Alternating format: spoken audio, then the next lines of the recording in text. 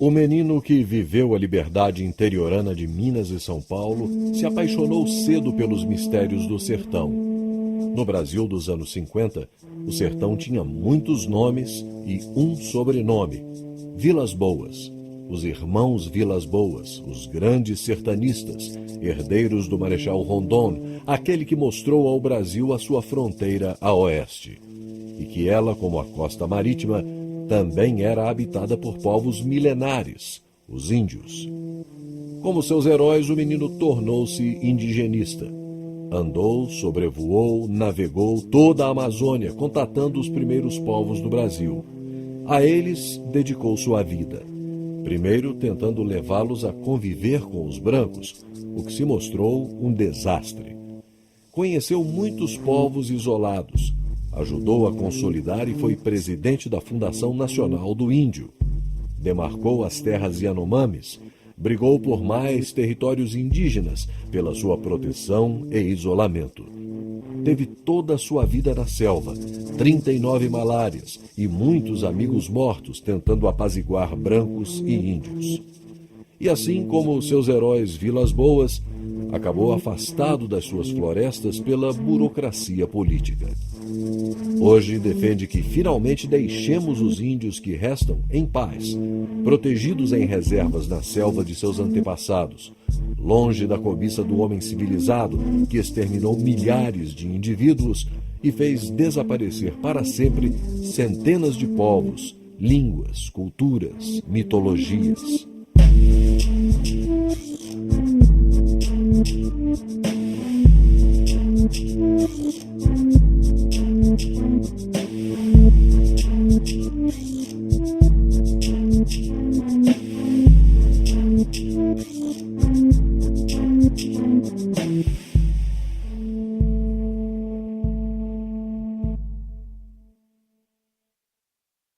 Ao fazer 16, 17 anos de idade, eu vou em busca de conhecer os sertanistas mais famosos do Brasil, que eram os Vilas Boas. Eu olhava os Vilas Boas como eles eram os heróis nacionais, né? Os grandes sertanistas, né? E essa coisa da selva, o mato, a expedição, tudo que se passou desde 1492, com o descobrimento da América, depois do Brasil, essa coisa sempre me tomou grande parte da minha cabeça e das minhas memórias. Eram sempre voltadas, o meu interesse era sempre voltado para isso. Orlando era da Fundação Brasil Central, aquela que nasce na época da Guerra, 40, para abrir aeroportos, para fazer uma certa base de apoio em terra para os aviões. Porque os aviões que saíam do Brasil para os Estados Unidos iam pela costa, costeando para depois ir reto. E eles queriam encurtar. Mas para encurtar tinha que ter um tipo de apoio ali. E não existia. Ele entra como trabalhador braçal, né? E ali ele vai, até que descobrem depois que ele tinha instrução, etc. Ele, o irmão, né? E ele acaba chefiando a expedição.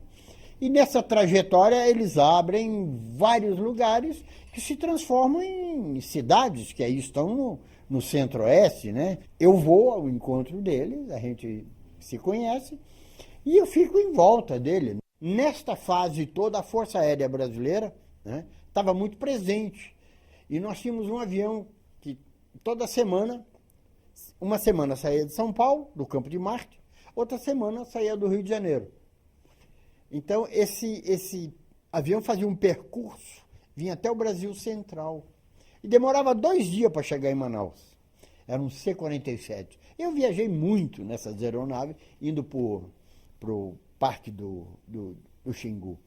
E Orlando tinha uma cota de 200 quilos toda semana. Então, ele arranjava as coisas, botava dentro do avião, etc. E eu ajudava ele, a maior parte, quando eu inicio a minha relação de amizade com eles, e ajudando eles em São Paulo a fazer as compras, né? A transportar as coisas para o campo de Marte. A ideia básica não eram os índios, não era a defesa dos índios. A minha ideia, o que me motivava era, para um jovem de 17, 18 anos de idade, era a aventura, as emoções que poderiam viver, etc., né? Me via como ele, né? Chefiando expedições no meio da selva, aquela coisa de Rondon do século passado. Aquilo era um mundo que eu vivia muito naquilo. Até que, mais tarde, eu vou ao Xingu, né? E aí, então, é que eu vou realmente conhecer os índios. Com esse tempo, junto com os índios, fui conhecendo os problemas indígenas, né? As questões de saúde, as questões da terra, a dificuldade que eles tinham em fazer valer as suas necessidades, né? Enfim, comecei a ver o drama e a sentir o drama dos povos indígenas. E aí nasce uma relação, eu diria, de grande afeto de mim para com esses povos. E aí eu passo a vida inteira nisso.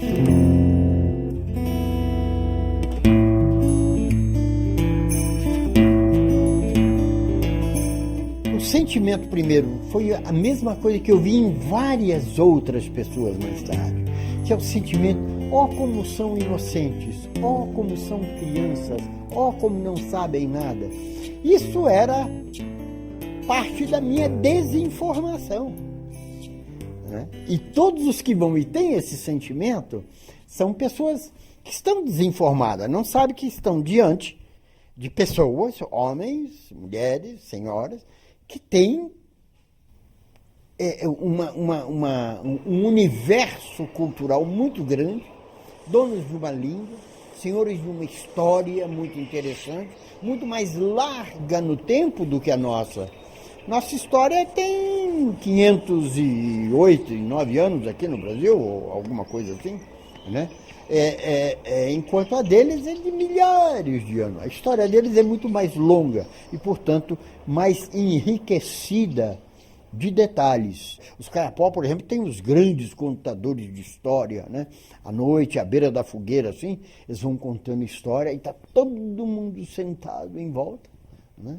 E ele contando a história e gesticulando e fazendo como houveram as lutas, como mataram ou morreram, como caçaram, como aconteceram as coisas, né? Os grandes mitos, etc. Eu diria que a comunidade indígena, as transformações, porque ocorrem transformações naquela comunidade, mas essas transformações se processam ao largo de um tempo muito grande, né?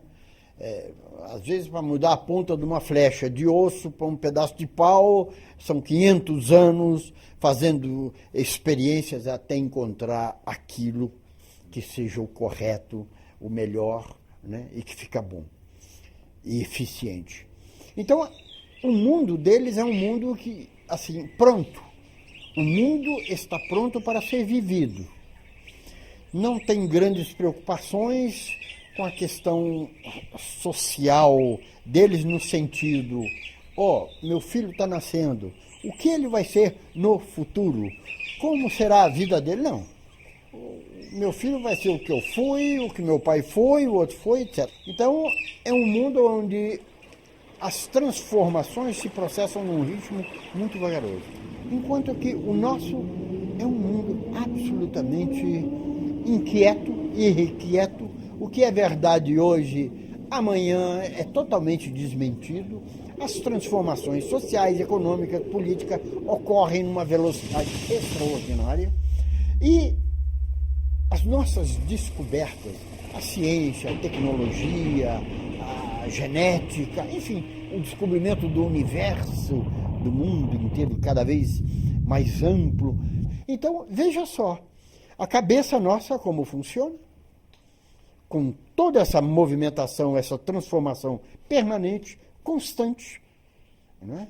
Com mais-valia, com dinheiro, com leitura, enquanto o outro, uma sociedade mais estável, onde as transformações ocorrem muito mais lentamente, onde cada lugar de cada indivíduo que nasce está ali guardado, separado para ele, onde não existe mais valia, onde não tem dinheiro, onde as necessidades são as elementares que os homens precisam. É ter uma casa, dormir quentinho, se alimentar, e aquele universo mítico, fantástico deles, que eu acho que talvez seja uma das grandes forças dos povos indígenas, seja, né, esse universo mítico. Imaginar a cabeça de um índio, se a gente pudesse ver por dentro os neurônios, as imagens que se processam ali dentro, né, naquele universo.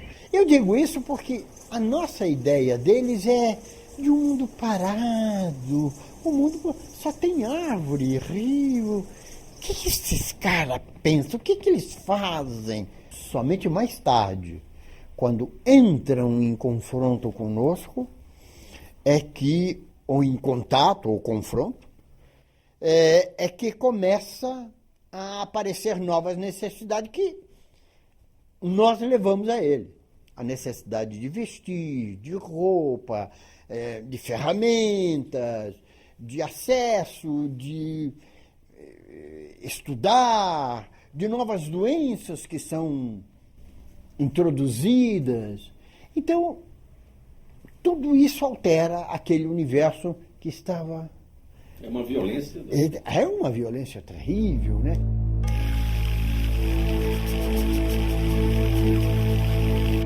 As linhas telegráficas fazem parte da grande epopeia rondoniana, que era a ligação do Rio de Janeiro, basicamente capital da República, com Mato Grosso. Então, isso é a grande epopeia de Rondon, o civilizador dos sertões, chamavam ele. E aí nasce esse pensamento que era baseado na filosofia de Auguste Comte, porque ele era positivista, Rondon era positivista. Então a ideia dele seria, vendo os povos indígenas como irmãos, nós vamos chamar esses povos para participar das benesses da sociedade, da civilização. Esta filosofia nós herdamos de Rondon quando em 1967 o SPI é extinto, foi horrível, né? O final do SPI foi um final dramático de imensas corrupções, né? Todos corrompiam, vendiam as terras indígenas, junto com os índios também. E o SPI vivia muito em cima do prestígio, da força moral de Rondon, né? Depois Rondon fica velho e desaparece, morre. E aí, então, começa uma coisa horrorosa e termina muito mal. E nasce a Fundação Nacional do Índio. Então, é o Parque Indígena do Xingu, o antigo SPI e a Fundação Brasil Central. Desses três órgãos, o acervo de estudo, o acervo humano principalmente, nasce a Fundação Nacional do Índio, né? Que absorve também a filosofia de trabalho dele.